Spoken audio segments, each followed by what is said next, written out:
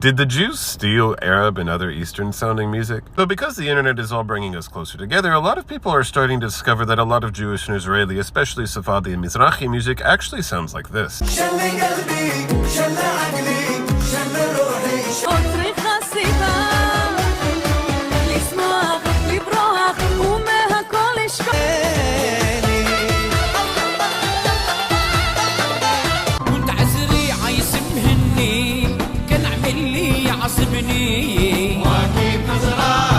Now this has confused and angered a lot of people on the internet, so let's go deeper into this. So some people, for some bizarre reason, have a hard time accepting the fact that most Israeli citizens and most Israeli Jews are not in fact Ashkenazi Jews from Europe. In the 1940s, there were about 1 million Jews who lived in the Arabic-speaking world, as well as in other Islamic majority countries.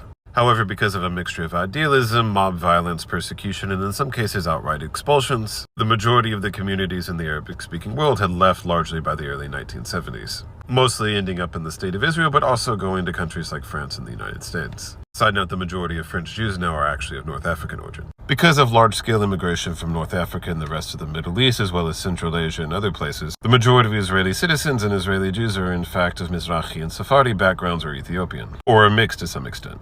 And this, coupled with the fact that about 20% of Israeli citizens are Palestinian citizens of Israel or Israeli Arabs, however they might choose to identify themselves, statistically speaking, European Ashkenazi Jews are technically a minority.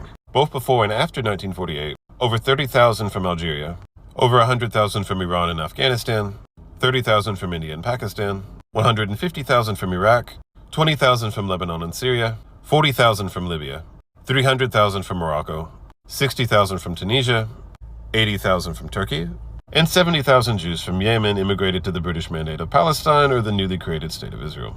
And this was on top of the already sizable Ladino and Arabic-speaking Jewish population that had lived in the British Mandate of Palestine as well as the Ottoman Empire, which was almost entirely absorbed into the Yishuv in the new Israeli state.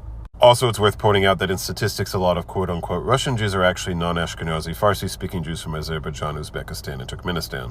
These are also known as Kafkazi and Bukharan Jews, and they account for several 100,000 more immigrants in Israel. So how does music come into this? So Jewish presence in the Middle East and North Africa dates back many thousands of years, and Jews were extremely well represented in the performance of Arab, Ottoman classical music, Kurdish music, and Andalusi classical music. For example, in Iraq in the beginning of the 20th century, actually a majority of instrumentalists in Baghdad were actually Jewish. In the 1930s and 40s, the nightclubs of Baghdad and Iraqi radio were well known for having a majority of Jewish musicians. Musicians in Iraq like the Al-Kuwaiti brothers, Salima Pasha, and the famous Qanun player Yusuf Zaurur were extremely well known in Iraq and the rest of the Arab world. The majority of these musicians ended up immigrating to Israel.